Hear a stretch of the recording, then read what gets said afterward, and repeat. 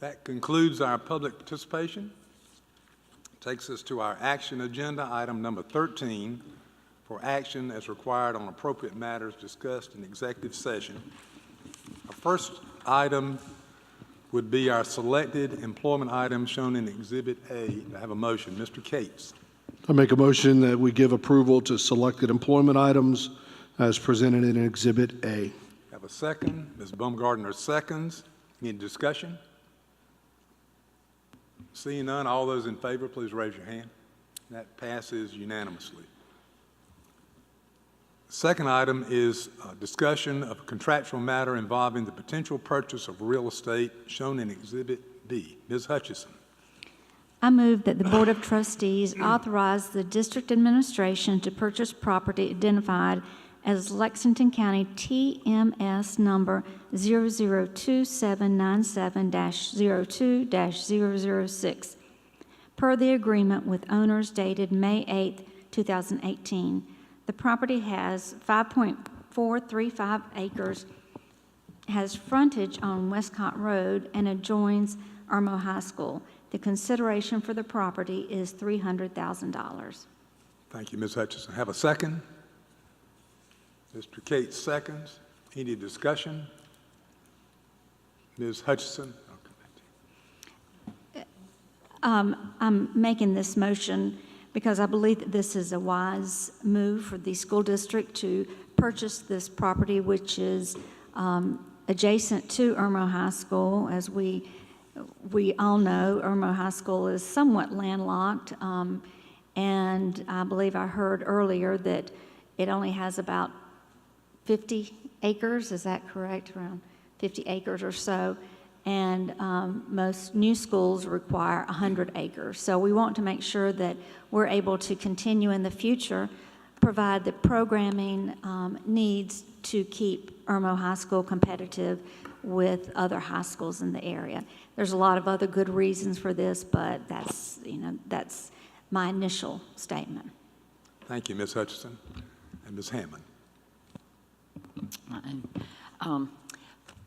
I know when we first started discussing this, I feel very strongly about money being put into all of our older schools, and we are doing that.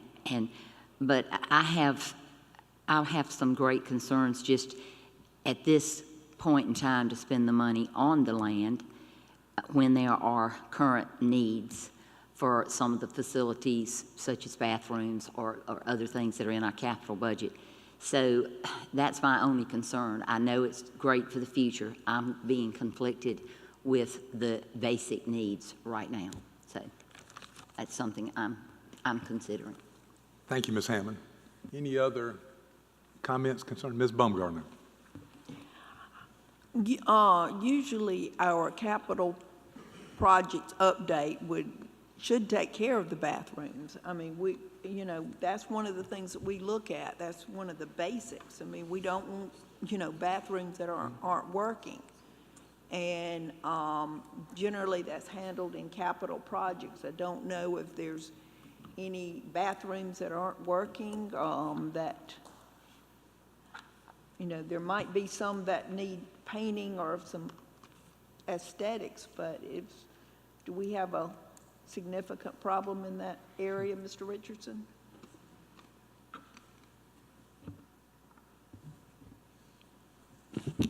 Not that I'm aware of. Now, we do have some bathrooms across the district, obviously need some serious updating, but as far as I know, they all are operational right now. And we do address those. Now, in our 5-year plan, I don't think we currently have any plans to do any major renovations to any restrooms in the district.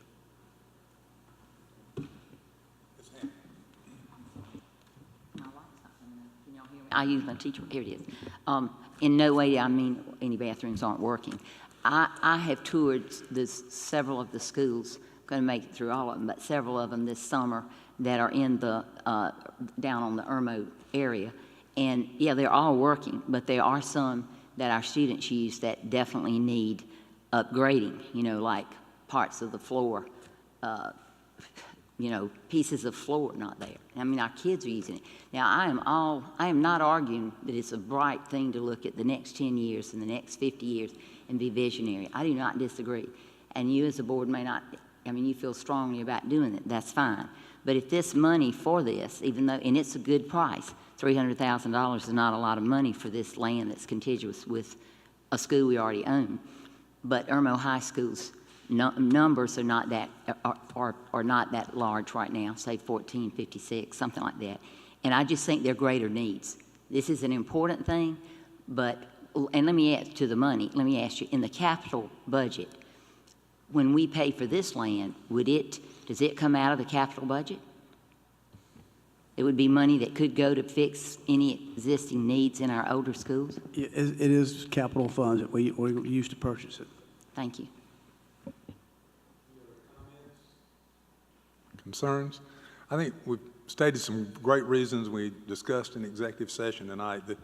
The things we read in the Midlands with schools that need to expand in more congested areas, the hope that the Irmo area is going to see a renewal. We know there are efforts going on there. I think it puts us in a position to look to the future, not the distant future. Mr. Cates brought a great point out tonight about being somewhat compliant to the needs of anyone with disabilities to get to certain fields, which we don't have now. So I think it's an opportunity that came about at a great time. It seems to be a very reasonable price, and a future of Irmo High School that I think we're so all very concerned about, and that plays into my thinking on this. But any other concerns or thoughts or comments? Mr. White. I'd just like to add, to respond to Ms. Hammond's comment, we don't, I mean, number one, we keep a staff to prioritize and manage priorities that are running on parallel tracks. We don't work in a linear fashion. Okay, we're either going to do the bathrooms or we're going to buy the property for the next 50 years. You have to do all those things simultaneously. And so I don't think the decision is as simple as if we didn't buy this land, we go fix a bunch of bathrooms. I mean, that money might get reprioritized, but my understanding is y'all run the capital budget separately, and those things have priorities, and they're always competing with other priorities, and it's like everything else. You can't do everything at one time, but you have to do a little bit of everything all the time. And I think that's what this is. You can't substitute land for bathrooms. You got to do them both. And this land may not be here a month from now, 2 months from now. So, Good point, Mr. White. Any other comments, concerns? And we've had a motion, we've had a second, we've had discussion. All those in favor of the motion as presented, please raise your hand. All those opposed? And that motion passes 6-1. That brings us to item 3D, which is receipt of legal advice and discussion of a contractual matter involving negotiations with the highest ranked offerer in design procurement for potential new elementary school. 3D. Do I have a motion? Mr. White. I'd move that we authorize the administration to commence negotiations with the highest ranked offeror in the design services solicitation for a new elementary school. If a proposed contract is reached, it should be brought to the attention of the board. If not, the administration is authorized to move to the next highest ranked offeror until it reaches an agreement to recommend to the board. The administration should bring the recommended agreement to the board for approval prior to award. And we have a second. Mr. Haltermonger seconds. Any discussion? Seeing none, all those in favor of the motion as given, please raise your hand. That passes unanimously. That brings us to item number 14 in our action agenda, which is our proposed amendment to the 2018-19 general fund budget shown in Exhibit B, and I'll ask Mr. Richardson to go over this part.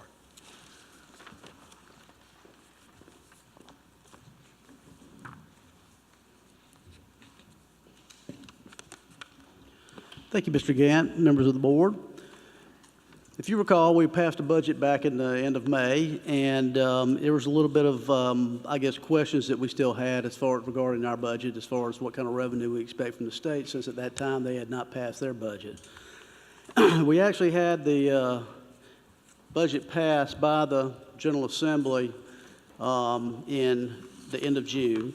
And this is what I'm going to provide to you. We're not changing any expenditures, but I did want to explain to you what's happened, what was passed in this state budget, so you understand where we are. And we actually came out fairly decent, not as good as I would like, but we never do come out as good as I would like, I guess. But anyway, this is based on the final budget, and this is very high-level things, but I just kind of wanted you to be aware of what was in this budget. Base student cost was based upon the Senate version, where there was $60 added to the base student cost. That was something that we liked, and that's what we were hoping would come out of that. They also went with the Senate version of teacher raises at 1%, mandated. Now, obviously, we passed a budget with a 2% cost of living for our employees, and that is still built into this budget. They did change the Pupils in Poverty Index and how that is done, which did cost us a little bit, and I'll show you that as we get a little bit further into this, how that costs us a little bit. They increased the beginning teacher salary across the state to $32,000. That's just helping some of the districts who are actually paid based upon the state minimum. We were above that, and it didn't really affect us. There had been talk about doing away with the $10,000 earning cap for a proviso in this budget. That did not get passed. Then there was also talk concerning the ability to use a third party to hire retirees to come back to work for us. They were going to prohibit that. That did not pass, thankfully, because that could have affected some of our substitute teachers, those kind of things. Some other things that don't affect us, not necessarily as much as what I just talked about, but there's a proviso put in there for the districts to increase the access to free meals for all students in poverty. We do have several schools in our district that are community eligible, where it's 100% free lunch. So we are doing that currently. There's a Safe School initiatives that is going to require them collecting a lot of information, and they're putting some money towards some security and safety upgrades for school districts. I don't anticipate this district seeing a whole lot out of that, so I'm not really counting on that. And then also there was $2 million put towards the SRO program across the state, and that again is not an item that I think this district will see anything from.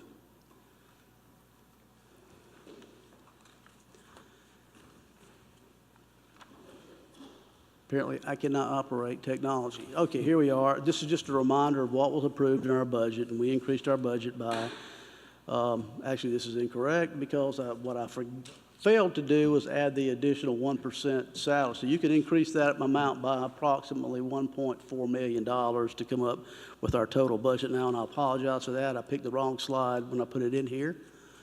But these are just all the new things that we included in this budget for this year.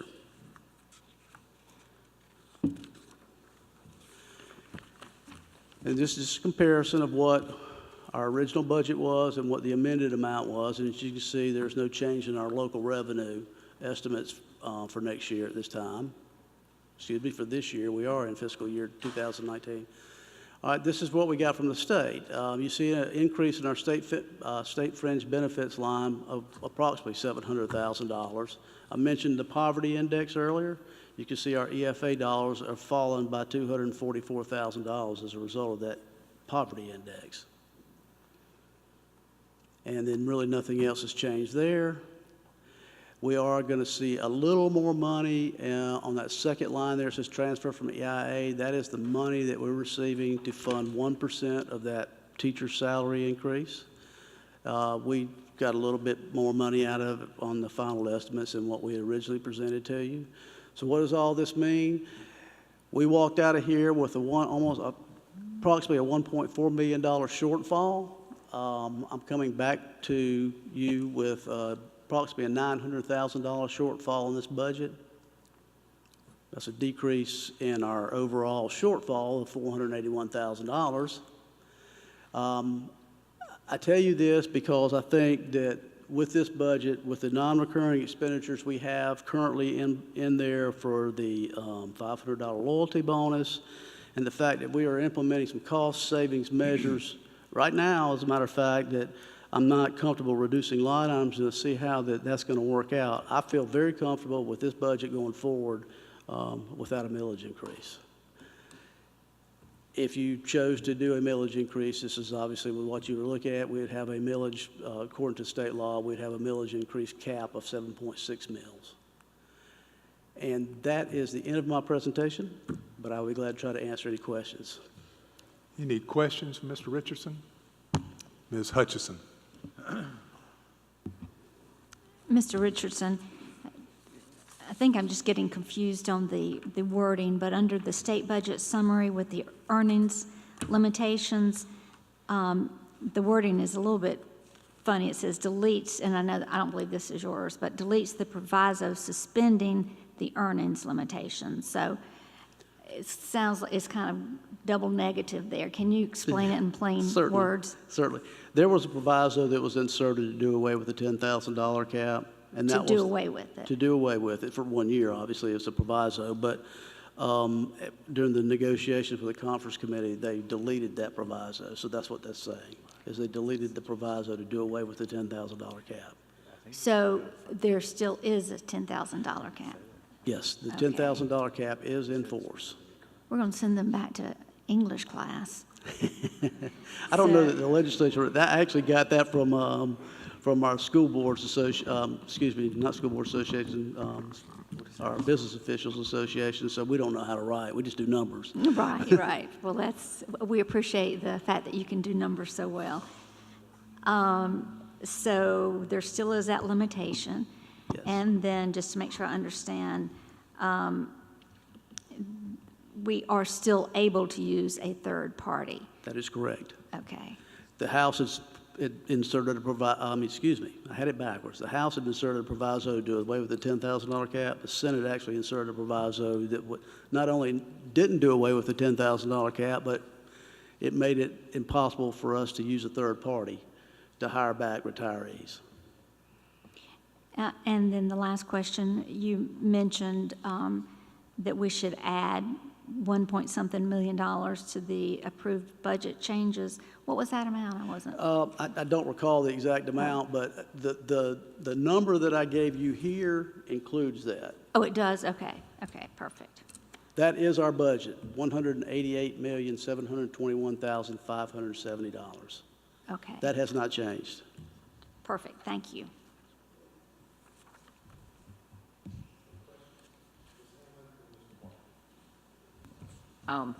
Well, I think Mr. White and I are having the same one. He may propose it in a different way, but it's the same question.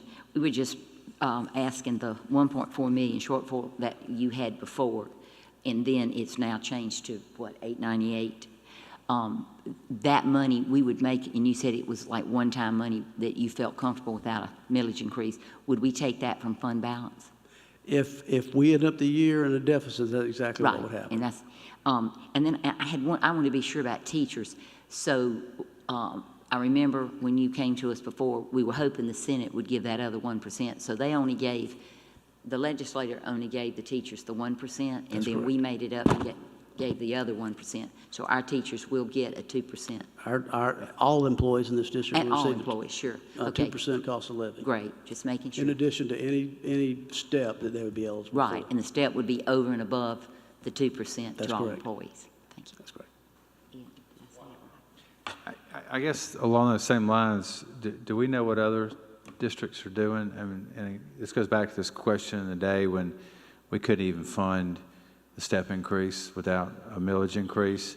And when you look forward in time, we didn't have enough to keep up with other districts and pay increases for teachers. But is that trend changing, or are other people still raising millage? I mean, the question is, are we being positioned to stay competitive with salaries for staff and employees with other districts around us? Mr. White, I certainly hope we are, because obviously that's my main goal, is to make sure we are.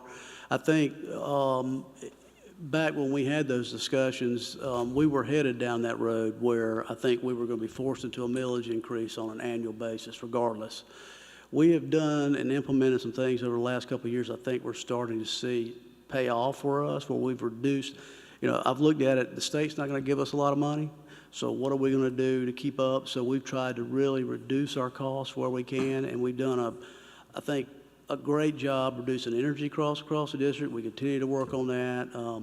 You heard some things about printing. We're implementing some things there that are going to, I think, show us some significant dollar savings there.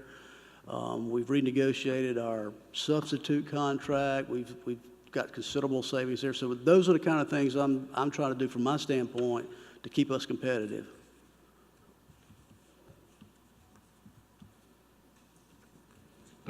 I'd like to add, and thank you for that, because I think that that's what, the public and all our employees, I think the fact that we show this type of, tightening our belt and trying to be sure to at least balance millage increases.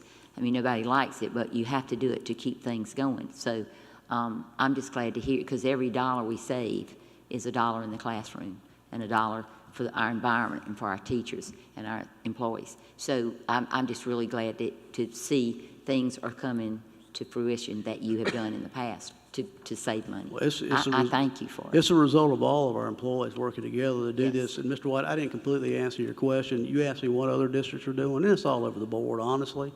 But I have seen several comparable districts to ours that have done basically the same thing we did. They passed a budget with probably a little bigger increase than what the state was going to fund, and they were doing exactly what we're talking about here, is using fund balance to balance their budget.